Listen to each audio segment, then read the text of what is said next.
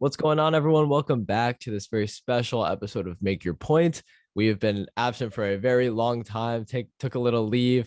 A lot has gone on. We have missed so much over the past couple months, but I am back, and joining me today is my best friend and our Make Your Point analyst, Jesse Staple. What's up, Jess? What's going on, Adam? I'm excited to talk about some sports. It's been a while. It has been a while. Obviously, Zach isn't here right now. He is away doing water polo goalie business somewhere outside of where we live.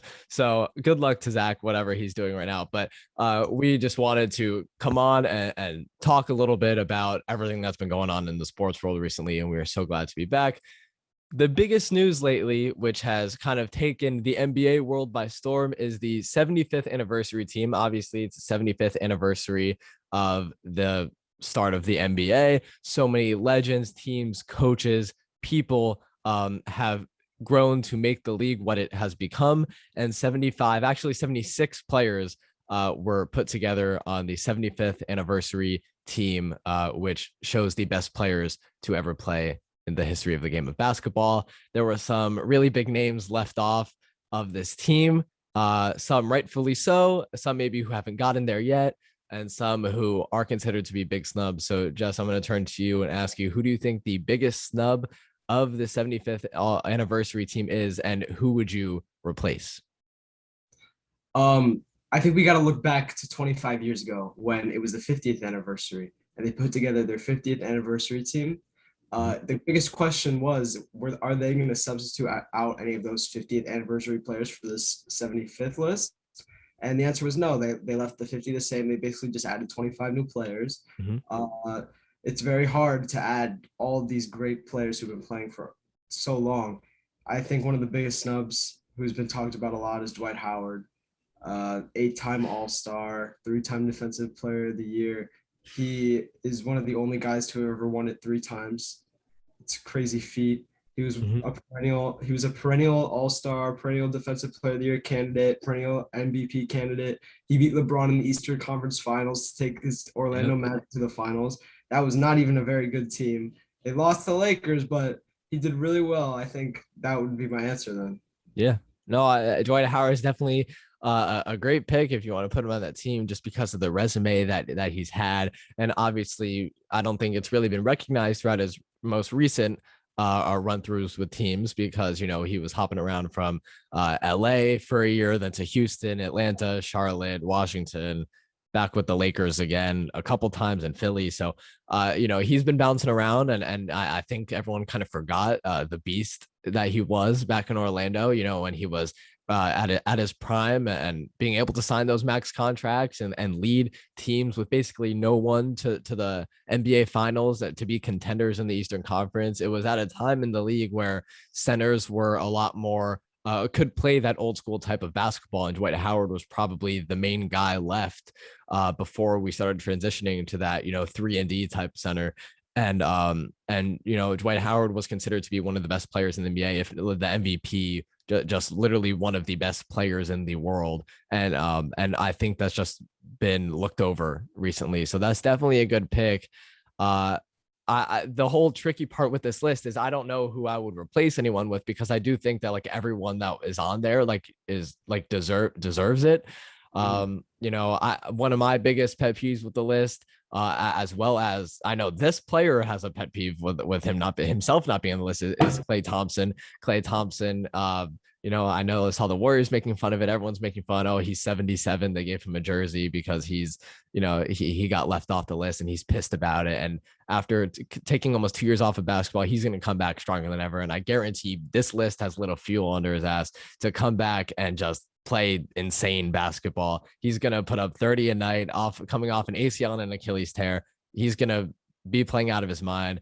Klay Thompson is undoubtedly one of the best players to ever play the game of basketball. He's one of the top 5 shooters ever. He was one of the best defenders in the NBA when he was playing for the Warriors, who helped them go to 5 straight finals. But Klay Thompson, for me, I just think that just as an overall around player, I think him on that 75 team just makes a lot of sense.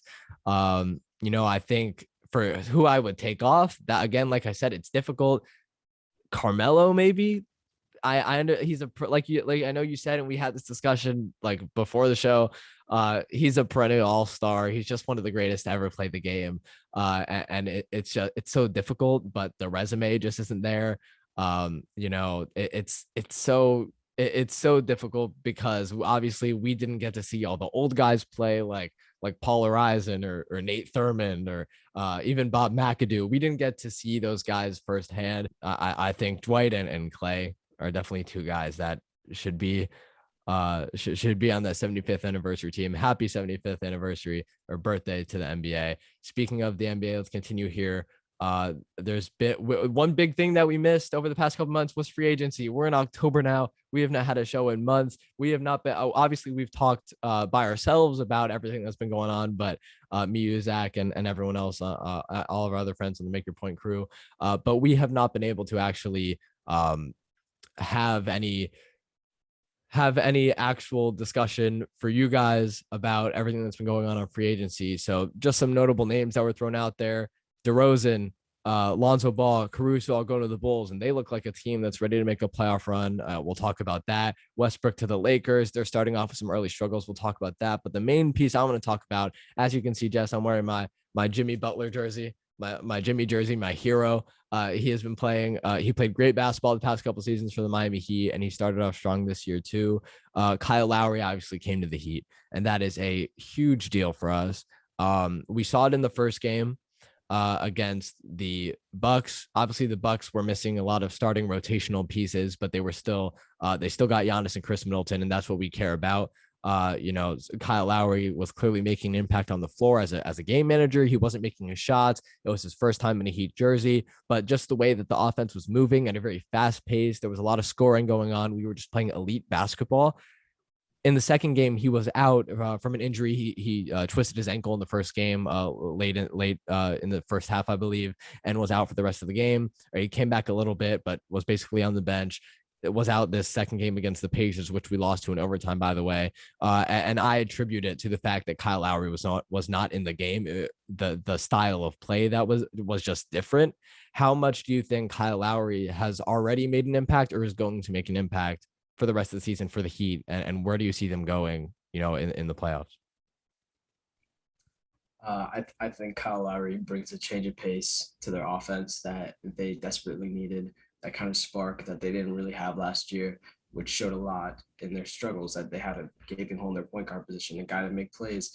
Now Jimmy Butler doesn't have to be the main ball handler, which is something he's good at, is being an off-ball scorer and being able to create off somebody else. And having Lowry there is going to be huge to facilitate the offense and help Bam break out as a better offensive player. Bam looked great in that first game. He looked unbelievable.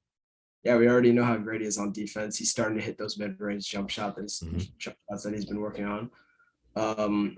Kyle Lowry also brings some good defense. He's a pretty good defender. He's nothing amazing, but on this team with already surrounded by Jimmy Butler, PJ Tucker, Bam, all these great defenders that the Heat have, it makes him even better. And I think that as a whole, the Heat are gonna be very good this season. I'm gonna call it right now, and I really mean it when I'm saying this. If the Heat play the Bucks or the Nets, I don't care who they play. I truly believe that the Miami Heat can win, and I truly believe they can go to the finals. Do I think they will win the finals? I don't know, because a lot of the Western Conference teams are looking amazing right now, and we'll get to that in a second. But the Heat are, for me, are a conference finals lock. I could totally see that. I think the Bucks, as a team, don't really match up with them that well. Let's see how Giannis's three-pointer developed, because apparently over the summer he was working on that and it was supposed to be looking really good. The Nets even without Kyrie, they're still a great team. They brought in some good role players. Patty Mills was a great signing to have this guy, especially now that Kyrie's out. That helps a lot. I don't know what's going to happen with Kyrie. I think the Nets will be fine without him. Well, and when hold on, sorry. When you look at the Kyrie situation right now, and obviously he's not with the team, and it's due to the vaccine mandate. How big of an impact do you think Kyrie not being with the Nets affects their NBA Finals chances? Because Vegas and everything predicted them to win it all this year. Well, I think it obviously has a big effect when it comes to winning it all. He is such a great player. He gives them such a higher chance. I think, to be fair, with when you have both KD and Harden, even without Kyrie, like, no disrespect to Kyrie, not take anything away from Kyrie, but that team can still win. But Yeah. having Kyrie is just such a big help. Mm-hmm. He's such a great player. He's also another argument you can make for the 75th anniversary team. He should be on. Yeah, a The lot team. of people have been talking I know. about I told you that. I think Kyrie is one of over. I actually I said him over Damian Lillard. I think in my opinion, like, Damian Lillard is obviously clutch and he's just unbelievable, one of the most talented players ever. But Kyrie is just, I just think it's one of the most skilled point guards, and he probably didn't make the list. Let's be honest, because of his issues off the court. And it sucks because, like, he's a good person, but like his decisions off the court just influence so many people and teams, and like he gets paid to go play and he's sitting out. I really feel like he didn't make the team because of that. You know what I mean? Yeah, even Andre Iguodala tweeted that he thinks he's a top 20 player of all time. Yeah. So another player that's sitting out right now is Ben Simmons for the Philadelphia 76ers. There's been a whole mess with that. He showed up to practice. Doc Rivers wanted to get him to participate in drills. He flat out said no. He was kicked out of practice. He got suspended. That caused Joel Embiid to say that he does not care about that man, and we're not here to babysit our players. Clearly, there's some bad blood there. Ben Simmons is not looking good to the city of Philadelphia right now. And everyone knows how the city of Philadelphia can act towards their teams or their players or people in whatever industry. And right now, Ben Simmons is not really loved, Jess. So the 76ers right now, Ben Simmons has come out and said very recently, only a couple days ago, that the reason he is not there with the team right now isn't because he's scared of anything, which obviously we don't know the facts. We don't know what's completely true, but he has said that his mental health is not there right now. Joel Embiid went out on their home opener and spoke to the fans and said, "We support Ben. Thank you for sticking by him." And, so obviously they got the chance to talk it out. Things are a little bit better. Hopefully he gets back to playing soon. Do you think there's a chance at all that Ben Simmons ends up playing for the Sixers again in his career? I think it's totally possible because as we've seen so far, the Sixers don't really want to trade him for role players. And as long as he's sitting out and not playing, teams aren't going to want to give up big packages that the Sixers are looking for him. So I think they're content with just holding on to him, letting his contract expire, because they don't want to just trade him away for nothing that's going to help them anymore. Yeah, even though that's like hundreds of $1 million, though.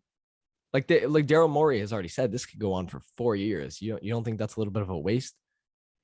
Well, I think that they have the same chance with their team now as they would if they traded him for some role players. I don't think it's going to help them anymore. They said that you need impact players in order to win, and they want to trade him for something like that, and he wants to be traded as well. So I think that he could totally come back and start playing so he can get traded, like, to try to prove himself as a player. I agree for sure. Yeah, his teammates and close friends before have also said that he has work ethic issues and that he has a defiancy to authority. So it's very likely that this has been happening for a long time. The Miami Dolphins suck right now, and they have not stepped up to the plate before the season. Last season, obviously, we finished 10-6, just missing the playoffs. Obviously, now there's an extra game this year. It's an 18-game season, and the Dolphins through 7 games.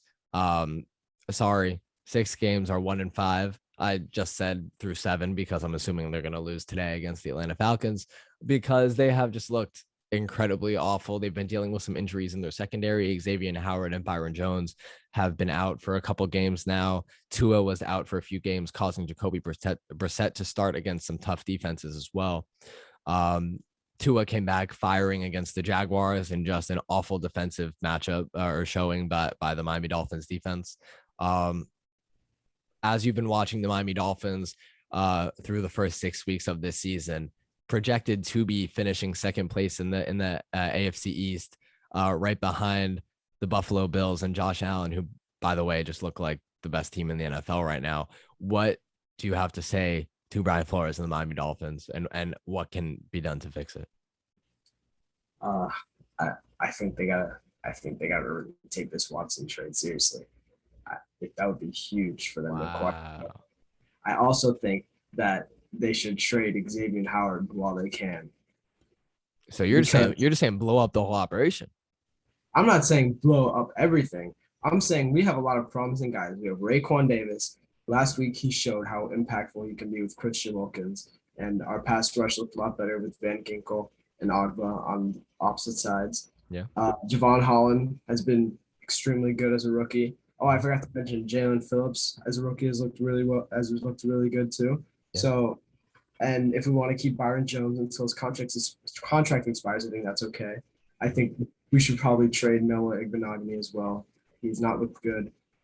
Maybe look to get Chris Greer out of the building because his draft picks have not been too hot since he's been drafting since 2016, I believe. Yeah.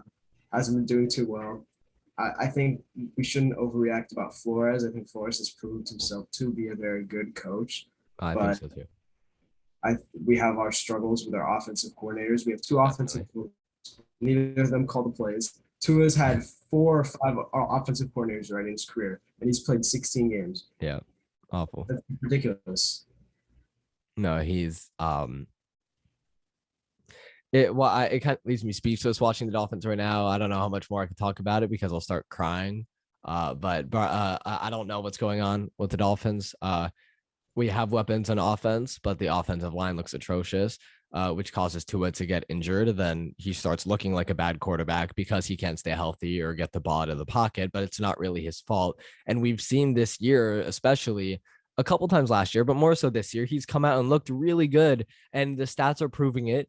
And just by the eye test, he's looking at it. And I know there's all these comparisons about going back to the draft and how could you draft him above Herbert and stuff like that. But the situation that Justin Herbert in and the situation that Tua's in are two completely different situations and offenses and schemes. Tua's in a completely different situation with a bad offensive line. And because of that, they're going 3 and out a lot. They're not being able to get down the field. And when they do, they're coming up short and they're kicking field goals. That causes the defense to be on the field for a lot longer than they are. And by the way, the defense hasn't looked that bad at the start of games, but because the offense has been so atrocious and is getting off the field, the defense has to stay on for so much longer. And then they're just getting tired and losing the games. And it's just embarrassing. We need to get this fixed. We're out of the playoffs. That can be forgotten already. We're 1-5. That's not happening unless we win 10 straight, which I just don't think is going to happen.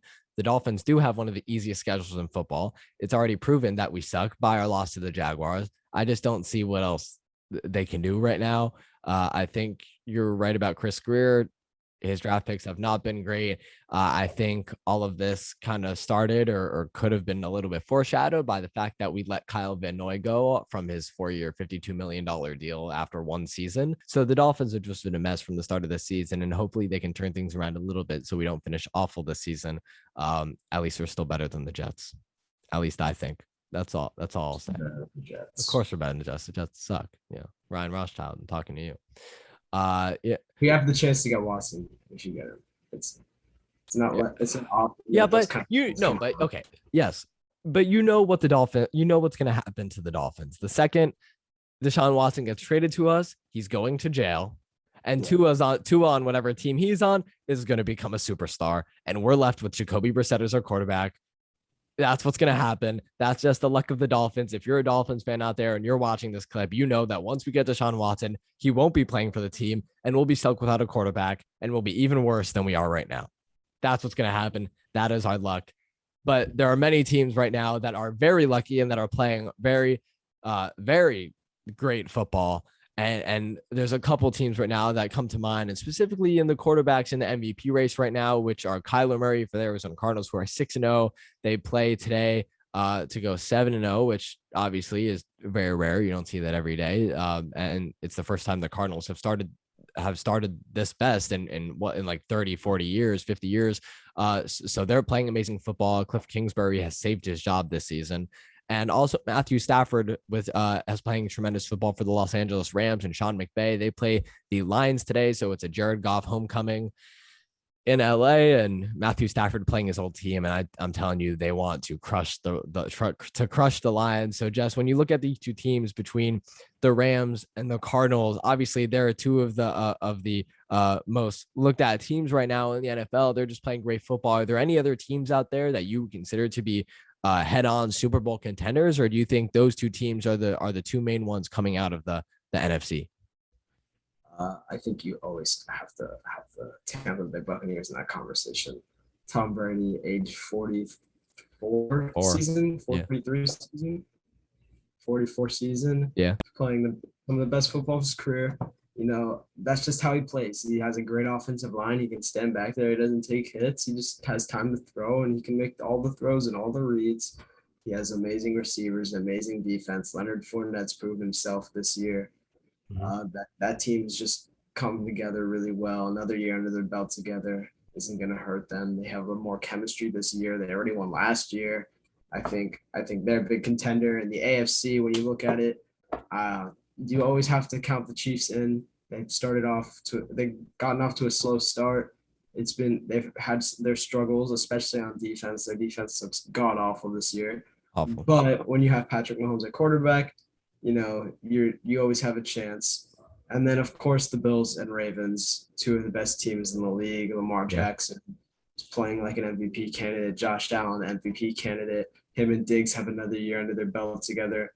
Dawson Knox is emerging as one of the better tight ends. Their offensive line looks better this year. They have an amazing defense this year. The Ravens always have a good defense. Yeah.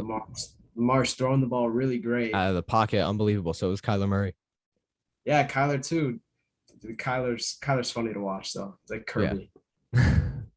Well, all these players are playing great football, and it makes it really fun for us to watch. Right now, it's week 7, as I already said. It is by-mageddon. That's what the fantasy football world is calling it, because there's literally every superstar that you have drafted on your team is out this week, at least for me in our league. I have Josh Allen, Ezekiel Elliott, Justin Jefferson, Dawson Knox, who's injured, but whatever. Tony Pollard, Cowboys defense. I think that might be it, but I have a lot of players out, and that's affected my team tremendously. Tim Patrick, I started you this week. You know who you are. And it's just been awful. So hopefully all these players come back stronger than ever next week. And they show us that they are real contenders to win the Super Bowl at the end of the year. Is there anything else about the football season or basketball that we missed, Jess? I think we covered the most important topics that have gone on throughout the past month or so, at least. It's a little bit hard to go all the way back since the last time we made an episode.